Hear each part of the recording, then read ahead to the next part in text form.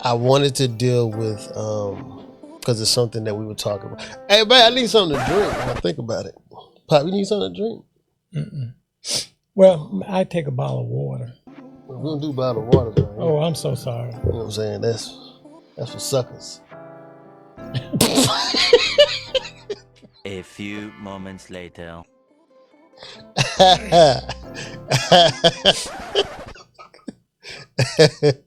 We do glass bottles. It's Whatever, that's fine. Actually more healthy. Hey, babe, Pop needs some water.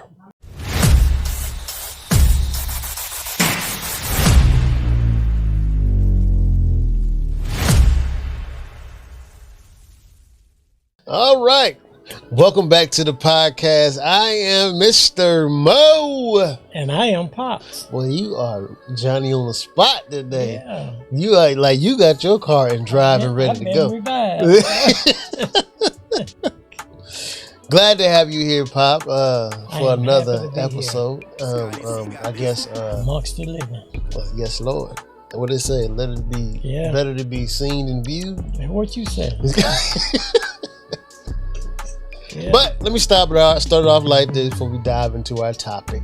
How was your day today? I had a wonderful day. I'm having a wonderful day. It hasn't stopped.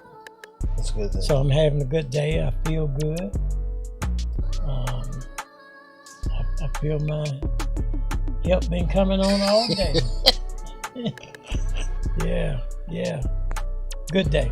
That's good. That's yours. Well, always wonderful. I think if it's breath in your body, that should definitely be the start of a wonderful day. Because we just take for granted life in general. You know, I was just hearing like one of the people that we know lost their mom, so I'm just like, wow, she's young too. Yeah, I just lost a classmate. So. Life sick for a long time. See, life is definitely a gift. Oh man, listen. And if we know Christ, that makes it all the better. Definitely. It makes it easier. Don't make stuff go away now. It doesn't. We still gonna have issues and problems and that kind of thing, but we have a better way of dealing with it now. Yeah. Like, just give it to Him. I'd rather have problems with God than without Him. I know that's right. We done tried that. Those bumps and bruises are still nowhere. But we are in our second episode together.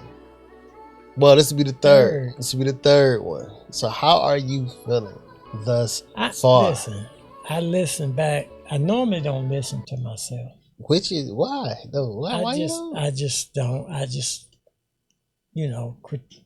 Hard on my own self. Got you. But after I listened to the last podcast when it came out, I was refreshed about. I said, this man that got me to tell him about my whole life. My whole life. Yeah. I mean, I went from A to Z. You did. And some of the stuff I didn't know. Yeah. Well, I thought about some other things that a lot of people don't know. Like at one time in my life, I was homeless. I lived out of my car. Wow. And I was working at a hospital. And at that time, we had uniforms. So I would go in just before my shift, use the bathroom, take my shower and stuff, and put on my uniform. Got you. And that's how I did it. For how long? It was months. Wow. At least 6 months. Wow.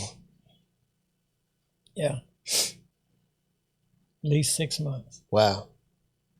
Yeah, it's a lot of stuff that is being. How do you feel about sharing that type of stuff? I don't. It doesn't bother me. Okay. Because I think it lets people know that when you're down like that, you can come back. Yeah. You know, you just got to trust God, man. Yeah. And you can overcome these things. Yeah. And it was a season for me to learn some things, to experience some things. That goes back to what I was saying on the last episode, that things don't move me. Got you. Because it can be gone in a second. True. You know, so, I mean, everything I pretty much owned was in that car with me. Wow. You know, and how it became that way, that's a whole nother story, but one day I'll share that. But we'll be looking forward to you. I've been homeless, and it's not a pretty picture. Yeah, the crazy part is I've been homeless before too.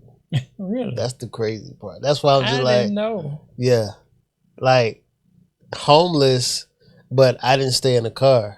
I used to go. I used to bounce around the hospital from waiting room to waiting room. What? Yeah. And I worked in the hospital. Isn't that? That's crazy.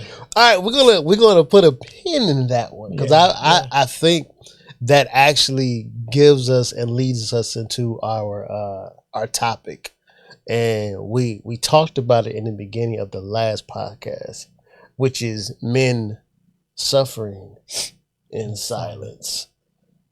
And it's such a heavy thing, and I think we've been suffering for so long, it has literally become, I don't want to say our makeup, but it has become our lifestyle. Yeah. So let's take a look into, deeper dive into why we, as head of the house, or I mean, I feel like if you're a man, you're going to be a head of something, leaders of something. But why do we suffer? And I know it has something to do with when we're young. So take us back to a time, I guess, because we can only deal with why we were silent in our suffering. Like, why did we get to the point where we felt like, you know, look, I'm embarrassed if I tell this XYZ, but it's literally killing me from the inside out. Yeah, yeah. So why do you think that is?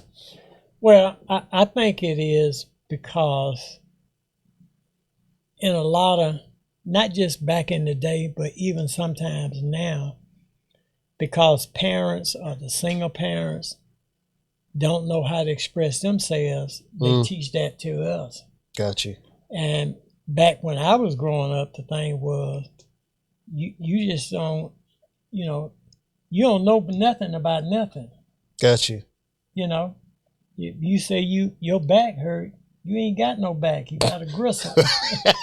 Yeah, true. You know what I mean? That's true. Yeah. So we wasn't seen as, you know, our parents didn't talk to us or check with us about how we feeling. Yeah. I don't fault them for it. I think it's how they was taught. Got you. And it didn't happen with them, you know.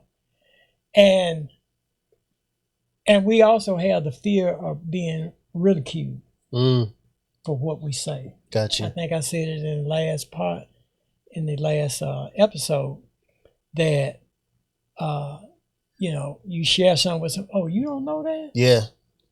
You 15, you all know that. Yeah. You feel shame. You know.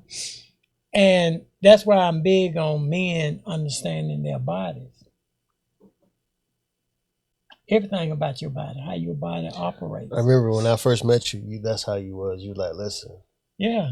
It's called this. It's not called the nickname. It's yeah. Yeah. So when you go and talk to folks, or you go talk to your doctor, you got to talk with some intelligence. Yeah. Because they'll treat us based on how we conversate. Got you. And people will treat you the way that you conversate. Yeah. If you don't say nothing, people push you over. Definitely. And people think you'll push over because you don't speak up for yourself. Sometimes we don't know how to say what we need to say. Sometimes we may not even have a clue about what we feeling. It's kind of like when they ask you, you go to the doctor and you say, I got this hurting up there. Well, how does it feel? Well, I really can't describe how it feels. Gotcha. Emotions is the same way. You can't always, most time we don't know even where it came from, nor we can explain what it is. I just know I'm not feeling good. Got you. I know I just have headaches all the time. So it was stemmed from, and you brought up a very, very, very, very, very key point to, I think, why we do suffer inside. Because when I think back on my childhood, as a child, that's why I think I'm so attentive to my children. I didn't feel like what I said mattered. Yeah. Like I didn't feel like included. I felt like I was here, but I didn't feel like, okay, I'm included. I make my kids feel included. I'll call a family meeting and discuss, okay, listen, so how are you feeling about X, Y, Z? Literally going around seeing everybody's feeling. But I remember not having a family meeting. I remember feeling like a family meeting. Yeah. What's that? We see me, people know, like my kids know in this house, I'll be like, family meeting, and they'll come running. I believe in family meeting. Yeah. But back when I was coming up, there was no family meeting. They have time for that. Because in most cases they trying to work. Yeah. But we have to force ourselves to take the time. Yeah. That's why it's important. We should never be so busy that we cannot take time with our families. I think that's when we lose them too. Yeah. But then we expect them to hold on when we're like, we expect our children to hold on when we don't have a grip on them. Yeah. It's like, stay here, but I'm going to go ahead and run off. I'm very attentive to how my kids are. Yeah. Because I never had that when I was coming up. Yeah. I mean, especially father figure was. Oh yeah. Oh my gosh. Yeah, and with me being divorced, I still spend a lot of time with my son, and the reason being is because my dad didn't spend a lot of time with me. Gotcha. So I'm trying to change the narrative. Yeah. By doing it with him, and that's why you gotta be careful about what you ask for or pray about, because you're subject to get it. Talk about that too. You know? So, like I think I mentioned the last part. He went to baseball game, but he never took me. Well, here I have a son. He played a whole lot of baseball. Yeah. So I got what I didn't get back then, because they went to all these games to support him. You know. Gotcha. And something my son told me once that really, because ever since he was little, I always would tell him, I'm proud of you. Wow. And he'll say, Dad, I'm proud of you too. I said, well, thank you. I mean, he was just repeating what I said. So even as he got older, he told me that, he said, you always come at the right time and say that to me. I still say that to him. Yeah. When he graduated just recently, from Georgia State. Gotcha. I said to him, I'm proud of you. Yeah. Thank you, Dad. Thank you. And that boosts him. Yeah. He said every time it helps him when I say that. Because men need that. Yes. Because I know with my sons, I always tell them, like, whatever accolades they get, I always tell them, like, son, I'm proud of you. I love you. Make sure you're doing what you want to do and not what other people want you to do. I say it to them all the time because I love that what we didn't have became a valuable teaching tool for us. Exactly. It made us better fathers. A lot of times, you know, yes, my father wasn't in my life. Like, my father opened me up to so many different things. Like, I was thinking back, probably like 5 months ago, I was like, man, the stuff that my dad opened me up to, drinking and pornography, I was just like, wow. And I was just like, if he knew pornography, like, we're going to talk about that later. We're going to talk about that later. Going to talk about that later because that was the floodgate. Yeah. It was an extreme floodgate to the point where I was fighting it until I was well in my adulthood. Yeah. But 9 times out of 10, it's what happened to him. Yeah. And he fought it 9 times out of 10 until his last dying breath. See, back then they just had the magazines. But, it was a way to comfort because, when we talk about, I guess we can use that word, sex. We can use that. Yeah. Yeah, since X, we're gonna say X. When we talk about X, no matter what you say, it's a relief. Yeah. Yeah. So if I got to do that to get a relief from all of this craziness in my head, and I think sometimes, men kind of think to themselves and say, well, nobody want to hear what I got to say. So we automatically. Yeah, because it's crazy because, I have this activity that I do with guys. Okay. That a whole lot of stuff come out as a result of that. Mm-hmm. But the good part is I didn't have to draw it out of them. They said it themselves. And then after they said, then they realized, man, I didn't know all that stuff was going on in me. Yeah. Yeah. So that exercise is non-threatening. It helps them to do the work. Got you. I just monitor it. Got you.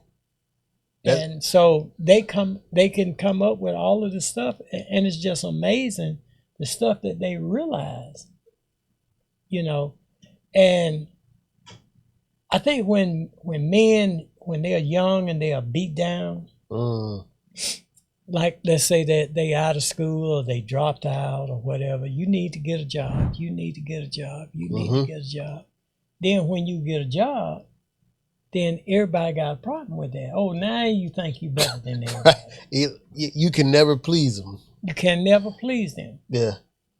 But the thing of it is, when you start doing that, that means that you're going to go and you changing the narrative in your family. Yeah. See? So when you do that, they ain't got nothing else to fuss about. So now they got to find something else. Yeah, and that's why I always tell my sons. Up. That's why I tell my sons, listen, do what makes you happy. Because at the end of the day, you go play football and you don't make it. They'll be talking about, hey, look, you should have had a plan B. But you ain't telling he should have had a plan B in the beginning. You just gotta be taught that. Yeah, you pushed him out on the field or pushed him out, he get hurt, something happens, something go wrong. I tell kids all the time, do you know the NFL stands for not for long? That's good. That's what it stands for. Yeah. It's not something that is forever. And the crazy part is that the thing that's not forever, a lot of, like, I would say 80 to 90% of kids don't make it. Yeah, yeah. And the ones that do and don't manage their money, that tells you something. Something wrong with that. Yeah. Or manage their emotions. Yeah. Because that's why they crash out for the most part. Yeah. Think about it. You got NFL players who are in jail now because their emotions was literally not in the right place. No. So emotions plays a lot of parts in our lives. Yeah. I mean, it will cause us not even to treat people right because of those emotions. Facts. Hurt people. Yeah. And we find ourselves getting upset over nothing. Mm-hmm. I know you did that before. You would deal with. I've seen you deal with and mentor because I've been around you in these classes. I've been with you as in literally why this person is about to spaz out. Like I've seen you say you're angry because this that, and it always stems from that childhood part that you never really dealt with. And I've heard you say, oh, you angry as hell. Yeah. But honestly, that's what it is though. Yeah. And kids find most men that I've seen you deal with come away from that session a lot lighter, a lot nicer. They sleep good that night. Very well, one of them. They have been drained of all of that craziness. Yeah. And it's something you got to be willing to accept. You got to trust the process. Yeah. You got to trust the process. So you've dealt with a lot of young men, older men too. I've seen this. Like there's no age bracket that you haven't dealt with that I've seen. I've seen you deal with all kinds. So you have some success rates, right? Mm-hmm. And then you have some like they're just that hard headed. Like some people are just settled into, hey, this is who I'm gonna be. How do you go about dealing with that? Well, my thing about that is all I can do is bring the information to you. Gotcha. I can give you what you need to do to change your narrative. But if you decide to do something different, that's on you. Mm-hmm. And see, that's why now, when I meet somebody, I always give them my phone number. I don't take that number. Because I'm putting the responsibility on you to contact me. You say you want help. We'll see. Time will tell. Right. Time will tell. Yes, it does. So I don't get that number. Wow. Unless it's somebody I know, I just, God tells me I need to. Mm-hmm. It's very few. Wow. Very few. I just don't do that no more. Because you're wasting my time. But if you want to deal with stuff, if it takes all night, that's what we'll do. So how many other percent, if you could put a percentage, how many of men really want change? I think all of them want change. Okay. But all of them not committed to doing the change. Because when you get to talking about feelings, that's difficult. It is. That's hard. Why is that difficult for men? Because you never had to do that. You always covered up with something else. Mm-hmm. That's why men really is convinced that they got these good raps with women. Oh, Lord. Let's just stop that. They need to. She playing you like a fiddle. Because if it sounds good and it's sweet in her ears, she good. But if you're not, she ain't gonna deal with you. She not. But they've already made up their mind. No matter what you say or do, they've already made up their mind whether they want you or not. Wow. Yeah? I remember you saying that too. Yeah. Like she already got in her head whether she wants you or not. Because it's really left up to her. For the most part. To make the decisions. Yeah, you can be as fly as I am and everything. But at the end of the day, it took my wife to say either yes or no. Yeah. That's why the man always asks, hey, will you marry me? Are those some women, I guess, going out on the limb and, asking men to marry? But that's neither here nor there. We digress. We're going to deal with that later, too. Yeah. But yeah, that's why. Because, see, if you're not accustomed to that, to me, it's almost, I describe it as all those feelings you got is like, for some reason, you have swallowed a cactus. I remember you saying, yeah. So if I tell you, in order to feel better, you got to regurgitate that cactus, and you gonna tell me, no, man, all them sticky things in there. Yeah. I already dealt with that going down. Yeah. I don't want that to come back out. Yeah. But emotions are that way. And it festers. Keep talking. In here. That's why a lot of folks end up having heart attacks and stuff. You can become let me see what the word is. Psychosomatic. Psychosomatic symptoms. Break that down. Yeah. Well, what you describing is you believe that's what's happening to you. Okay. But the doctors can't prove it. I got you. So it's up here. But you feeling all of that. You actually feeling all of that. But they can't give no justification for it. Wow. and it eats you up. So something that isn't actually becomes. Yeah, because you got all these feelings in here, and what happens is every time somebody do something to you, if you don't speak up for yourself, you pack that down. Whew. How many years of that? If we think about that, how many years of just packing that down like that? Yeah, you got to tell folks up front. You got to speak. Yeah. I just told a young man this the other day. You got to quit just listening to what folks. You got to tell folks what you think. Yeah. How you gonna let somebody tell you how you feel? And people do that. Yeah. People do it. So I know something going on, but if I keep telling you that, it's like getting a splinter. And that thing is painful if you ever had one. Yeah. And then when you're trying to get it out, it's painful. Yeah.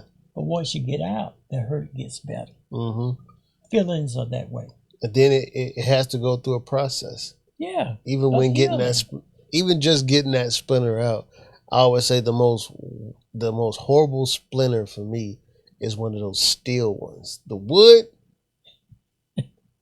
that's okay, but get one where it still literally lodges in your skin. Yeah. To me, but once it's out, once it is out, it is a task trying to get it out because you'll stop everything. Oh yeah, and you sit there. You sit there for hours. You go find somebody. Come here, Mo. You would, and because we're not gonna hurt ourselves like right. That. So let somebody else do it. Yeah, go ahead. Go ahead. Give me that towel. Let me go ahead and bite the food out of that bug while you get this out. Oh man! And it's such a great analogy that's feelings. Yeah. But I'm going to keep telling you to regurgitate that. Yeah, I know it's going to hurt. Yeah. But the hurt gets better. It does. And that's when healing comes. Mm-hmm. But if you got junk in you and it's continually to make you sick, and every time something happens, you keep putting it, because what's going to happen is one day you're going to explode. Yeah. There's plenty of people like that. You done pack too much stuff down. Yeah. You can't do but so much. I think one you was like, that's like a pressure cooker. It is. You were talking about that last episode. Yeah. You got to let the pressure It's like a pressure cooker. Your feelings out. Yeah.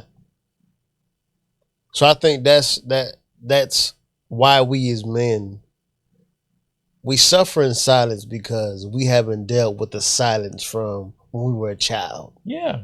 So that same silence when you were a child has literally grown up with you through all your relationships, through all your circumstances, whether you're rich, whether you're poor, whether you're homeless, it goes with you until, just like you said, you deal with it. You it's a process though. Yeah. It's not easy. I'm gonna tell you right now, it's not easy. I didn't learn this until I was well into my ages, and don't worry about what I am. That's my business. But But at the end of the day, I didn't learn that until I was older. What I wish I knew it, because we're not thinking, when you're in your teens or just turning 20, 21, like, man, I need to deal with these things that my dad not being there. Yeah. That really hurted me. Yeah. Like my mom treating me this way. You know something? That really hurt. See, mine was there, but he ain't do nothing with me. I mean, the other brother, he did stuff with them because they all drank. It's like, it just, and that's why I changed the narrative with my son. Yeah. I always said it's going to be different. Yeah. And I think that's one good change, that you have to change, because when they get up some age, you have to do like the Bible says, you got to teach them the way. Yeah. So that when they grow old, they won't depart from it. Yeah. Now, they may not always stay on track, but they're going to remember. Oh, for sure. Definitely. I even now, my mother's passed and gone, and I still hear stuff. Boy, you know better. And she's not here, but I still hear her talking to me. So that's the way it is with everybody. We got to deal with these feelings, man, because it would destroy you. It will. It would destroy your family. Well, it has. Yeah. And a lot of times, for the women who really, truly want the man to be emotional, if the man will do that, she's not going to stay. Because if you have issues, you got to be where you can sit down and talk about the issue. You got to. Got to. You got to talk about it. Because you those issues come something and else. Not do anything. Yeah. Doing nothing is the worst thing. You got to do something. You got to do something. There, idly by. Yeah. And I love that I was able to deal with my stuff, get past my stuff, not only be healed from it, but be made whole. Yeah. I love the fact that this journey to like literally a lot of stuff. I'm like you now, even at the age that I'm at, stuff just don't move me anymore. Like it's not worth the energy. It's not worth the. If I'm gonna get upset or get frustrated or get irritated, it's gonna be because okay, these cameras are not working the way I need them to work for the podcast. And the frustration is because I want to be able to shoot a great podcast. I want to be able to have great vocals so that people can have something to run to be like, you know something, y'all podcast helped me. The feelings I'm dealing with, I want to learn how to manage that, deal with that, and also correct it. Because what I see in me when I was a child, I now see in my son or my daughter. Yeah. So that's where my irritation, frustration come in. Man, the lights ain't working. Like, I'm gonna get frustrated because I know that there's a message that somebody in this camera that is watching us need this. Yeah, definitely. Right now. Yeah. I want you to talk a little bit about how you dealt with your issue of your father and your stepfather passing. Oh, man. And how that, because initially you would not come to the bereavement group. Yeah. And the reason why, because they passed at two different, I would say, areas in my life. Like when my mom said I couldn't see my dad, I was like 15. And this is when my mom was like, my dad had told my mom, like, listen, I took him to the bar and we was drinking. I'm like, oh, why would you do that? I was shook. I'm like, because to me, and bonding for him was that me and him were drinking. And when I think about it, and it took it like after everything was done and I dealt with everything, I was like, man, me and my dad really didn't have great chemistry. I knew he was my dad. Yeah. I knew, and he knew I was his son. At one time, he denied me as his son. He said that wasn't my son, even though I look exactly like him. Yeah. This when my grandma was like, I told him, get your hand off my door. She told me all of this, right? Uh-huh. So, 15, separated until I just so happened to come across, because, where I'm from, it's a fairly small town. You can run into whoever you need to run into. And I seen him at a gas station. So I was like, it looked like my dad. So I put up, and it was him. So we got to talking, and about this time, I had my first son. Okay. So I'm like, hey, you need to come see him because I would love him to meet you. So I came to his house, and when I seen him, at the time, he looked fairly scrawny, very weak. Not active like I'm used to seeing. Uh-huh. This the same dad where people just like, man, your dad used to jump out the building. I used to hear all kind of athletic stories. So I'd be like, okay, I get it now. Why I'm that fire. But but seen him at a gas station and we connected again. I was in my 23, 24, actually. 23, 24. And we connected, and I was like, okay, we good. So we had made plans. him see my son and different other stuff like that. So I'm like, okay, this is going to be a great thing. I get a call one day. My grandma was in the hospital too. So she was doing dialysis and all that different other stuff. So, you know, that was one of my pillars too. Yeah. So I'm like, okay. My mom calls me and she said, hey son, how you doing? Sometimes my mom always calls me with the bad news. Sometimes when I see her numbers, I'll be like, man, nope. Nope, not doing it. Because she always called me when somebody died. You know what I'm saying? But I thought she was calling to tell me that my grandma had passed, but she had called and told me, like, yeah, your dad passed. And it was dead silent. Like, it was silent. I had just seen him like a few days ago. So it hit. I was just quiet. And she was like, son, you there? I was like, I'm like, yeah, I'm here. I'm here. But in shock, total shock. Because I had plans. I had many plans. I wanted him to see me be a father. I wanted him to witness his first grandson. So when I heard about that, I was like, it hit so hard. And she was just like, well, she told me what happened. He had a seizure and he didn't come out of it. I was like, because I thought, I seen it on him. I seen he was weak. I seen he wasn't quite like his normal self anymore. But he was still doing odd jobs like painting. My dad can paint. My dad can do a lot of like stuff I do now. He never taught me, but this is what he did. Yeah. So he ended up passing. So that goes, right? Now my stepdad at the time was into some wild kind of crazy stuff. We just say wild crazy stuff. You know, where I'm from, it's like that.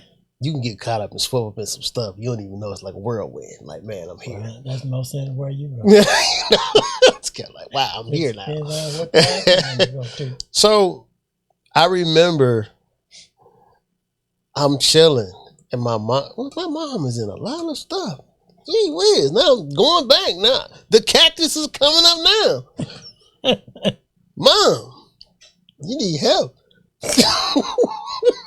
But as I'm going throughout the day, I remember my mom calling me and said, hey, I'm gonna say XYZ. I'm calling X because I don't want nobody like, well, you mentioned his name and all this different stuff. But he was out and about and where I'm from. And he ended up getting into an altercation with somebody where I'm from. So the guy put out a blade and he cut him. But he cut him across his stomach. And they said basically his stuff was basically hanging out. So lady ended up calling the cops. And, you know, the paramedics picked him up, you know, put him back together. So I'm like, okay, cool. So he was a nice sized dude too. My mom loved the fool out of him at the time. I didn't know why. But you love who you love. Yeah. But this guy literally showed me everything everything my dad didn't show me, my biological dad, but he showed me how to work on cars, how to literally snatch a tub out, put a new tub in, how to snatch a sink out, put a new sink in. Like, he taught me all the, like, I would say side hustle. People say side hustle, but these are actually effective jobs if you really lock in. So he taught me all of that. So they stitched him up. But you was talking about what they kind of stuff he was doing. Yeah, he was into some very, I would say, difficult things that he couldn't let go. Every time he let it go, it would come back. He would do good for a little bit, and it would come back. This is just something he couldn't shake. So when he got into the fight, the scuffle, dude ended up cutting him. His stomach, the stuff in his stomach was basically hanging out. They said stitched him up, right, and he was able to come home for a little bit. So I think it was about, I would say, 5 or 6 or maybe 10 days, because during those 10 days, he was like, I got to get this taken care of. You know, he's a vet. So he was making sure, like, I got to make sure. And I didn't understand it. Was they married now? They were married. Okay. Yeah. So he was like, he was forcing my mom, make sure I get up make sure we get up in the morning, take care of this and take care of that. And at the time, I didn't understand it, like, cause he was moving so swift. Cause to me, I'm like, that's what I like. As I look back over it, then he was telling us without telling us, cause he was making. When I tell you, know to tell you, but he knew. Yeah, he was making sure everything is lined up. I'm like, you take care of her. Yeah, he was like, you know, I was like, we got to go here today. Make sure this is taken care of. Make sure that taken care of. And I was just like, man, y'all doing a lot of running. And on that 10th day, I remember him coming down the stairs, and he was like, I'm in so much pain. He was like, man, I'm just in so much pain right about now. I don't know what it is. And my mom, they didn't take him back to the doctor. That's what happened. Took him back to the doctor because he's like, he's like, I'm able to deal with pain. So, if I'm going to the doctor, he was just telling me, like, man. And the day before that, I remember him telling us, like, man, I love y'all. He was very sentimental. Like, he was like, when I tell you, like, I remember him sitting in the chair. He's like, hey, man, I just want to let you know, man, I love you. I was like, yeah, I love you too. Not knowing, though. The next day, came down the stairs. He's like, I'm in so much pain, I need to go to the hospital. So mom drove him to the hospital. And in my head, I'm like, okay, well, they're going to take care of when he took care of. He's going to be coming back home. Infection. What ended up happening? The fact that he was out there in the streets, when they gave him something, it actually triggered. I don't know if this is the true whole story. I haven't gotten the whole story because when it happened, I was just like, I was more so thinking about the guy who put him in that position. Mm-hmm. I was angry and pissed off with that guy. To me, when he went in, my mom said they was doing chest compressions. They was trying to do everything to bring him back, but he never made it back out. Mm. And to me, that drove me into such a rage. And I was on my way here. I remember telling my wife, I was like, I was on my way here, but in the midst of my last time, like when I came here, met all of y'all, as y'all seen from the first episode, that was crazy. This all ties in together.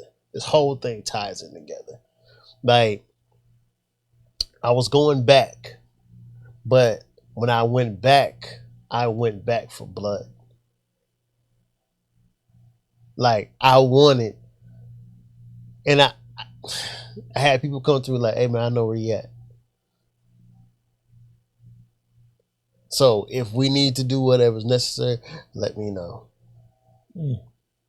And on my second day of, cause I was hurt, cause we got close. Mm-hmm. We had a great understanding of, listen, we're not perfect, but our lifestyles, he went a little extreme, my lifestyle, just give me a drink, this is that. But we had he was a great dude for the most part. Just had different other stuff that he never dealt with. Yeah. That he never dealt with as far as in his silent moments. Mm-hmm. And being that he was a vet, he definitely didn't deal with it. So I wanted blood. And I remember coming back here, going back home.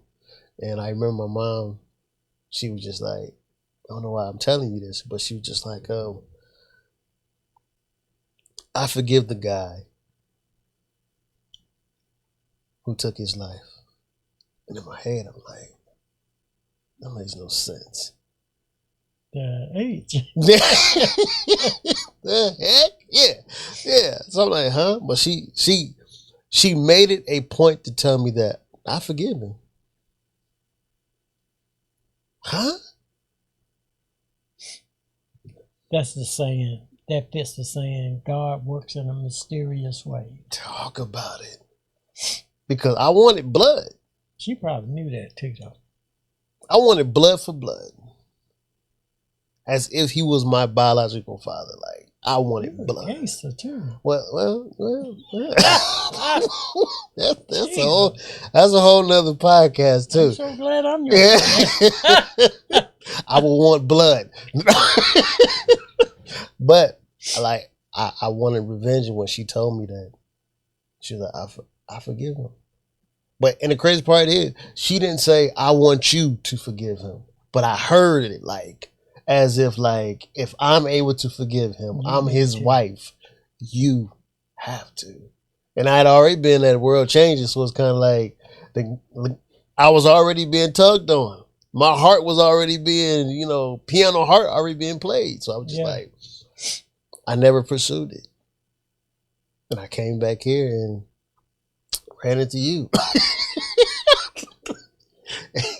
and I learned a valuable lesson in not dealing with your emotions and not dealing with you're gonna have to get that cactus up. You're going it has to be. See, this is what stuff right here. But you ain't put my phone on silent. You something else. But I know the importance of managing your emotions and dealing with, and me and my wife talked about it on our first episode of the Mo and Tiff podcast, that a lot of times these things that are in our heart that we don't deal with, it festers when you're an adult. Oh yeah. I'm a firm believer because I have a social work background. Whatever happened back down here as a child, you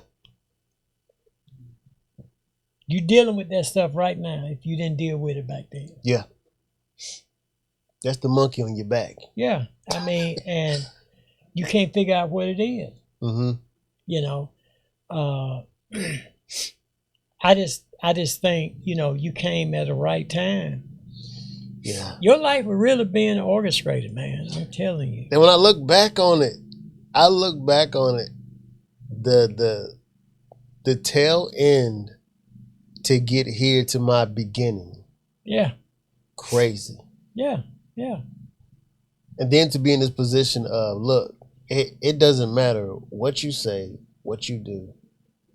For me, it's for God I live, for God I die. Yeah. But what made you come to the bereavement group? My wife.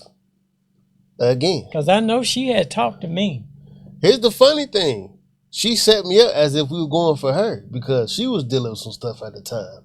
Told you, this heifer was funny.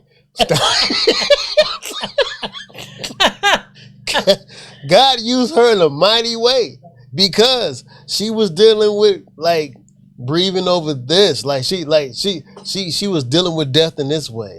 She was like, babe, we can just go to this class and then it's just gonna help me. She didn't even come forth. I told her to tell you that. I can't remember. So now the story spins even deeper than what it is. I might look, I've been set up. But because of her. But I knew about it. I mean, I knew what you was avoiding.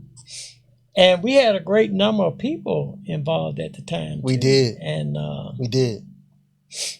I think it blew some minds, though, the way I handled you, though. Yeah. It did. Because it blew mine. Because to me, I'm there to support her, not knowing I'm on the chopping block. You wouldn't know. I don't know how we got. I don't know how that happened. That's been a while ago. I don't remember. Because I don't remember. Only thing I remember is I know you was talking about your fathers. Yeah. And then I think I had you to stand up. Did. I had you to stand up. In front of everybody. I felt like I was in class. Yeah. I think I had you standing up to talk to me as if I was your father to say what you needed to say. Yeah. I think that's what it was. And then you just kind of broke down. I mean, broke down is an understatement. Yeah. Talk about shattered. And that's when we were hugging and stuff. And you became my human tissue. You definitely got every piece of this snot.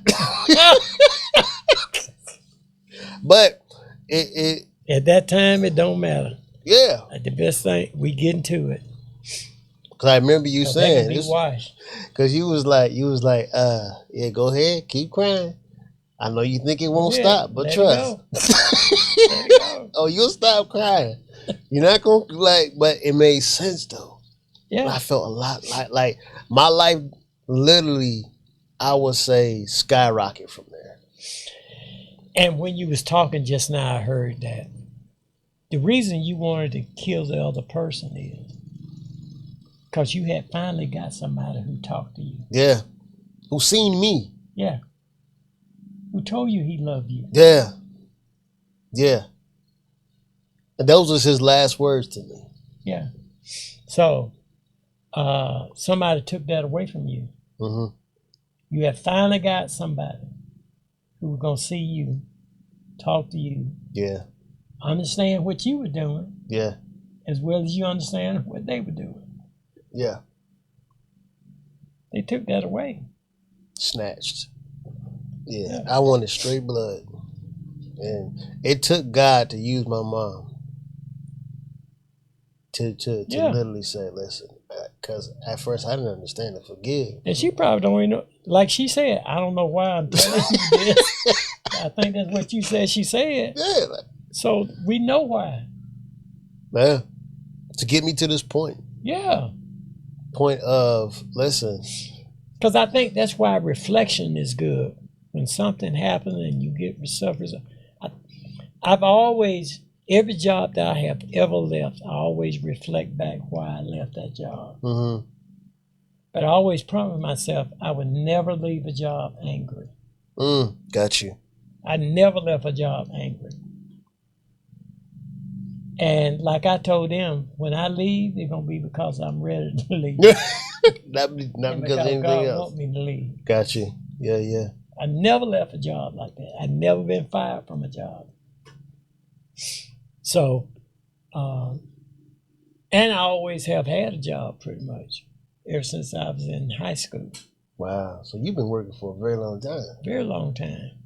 I started working at the school in what they used to call the Cedar program. Cedar program. Yeah, now it's the, what's that thing they got now? It's a new thing they have now. That you work at the schools or anywhere, at any business, because we had some people, you know. Got you. Yeah. So, but yeah, that's why. So, in this closing, do y'all like Baptist people? Getting ready to close now. But as we close, honestly, men who are suffering in silence, what can you give them? You asking me a question? Yeah, I'm asking. Like, what can you give them to help them? I can offer them the opportunity to come out of silence and deal with their issue, so they can be free. It's bondage. Yeah, it's bondage. But guys, I encourage you to come contact us. Because if you need help, I pray God move on you to do that. Yeah. Because you're needed. You're needed. You are needed. And you may feel that you're not worthy, but I'm saying that you're worthy. God says that you're worthy. You're His. Even though you may not follow Him right, you still His. Because as long as you got breath, you still have an opportunity to get it right. So we ain't charging you either. Facts. So it's free. You ain't got to worry about no money. Because now if you want to make a donation, that's on you. But we ain't charging. Yeah. And we will labor with you to get you where you need to be. Because it's in you. Yeah. Yeah. Them headaches, not sleeping good. Well, you go to sleep, but you don't rest. Uh-oh. You know, we can stop that, man. So let us help you. We are starting something called the P2C, and that is permission to change. Yeah. So we want to help walk you through this. I'm going to start putting a link in the description where you can contact us, whether it be email, it might just be email for right now. Yeah, email. Yeah, we'll do emails for right now, but you need this. Men who are leading families, young men who are coming into whatever they need to come into, maturity, single mothers, even mothers who have sons that they don't know how to handle, how to deal with, wondering why he's acting out, wondering why they are doing this. Even fathers, two-parent homes, you have a problem with your kids sometimes. Yeah. Let us help. So let us help. So, P2C, permission to change. I'm Mr. Mo. And I'm Pops. Thank you for tuning in. See you next time. We love you. I can't let it go by. I waited my whole life for a chance like this. It's scared, I know why. I waited my whole life for a chance like this. I can't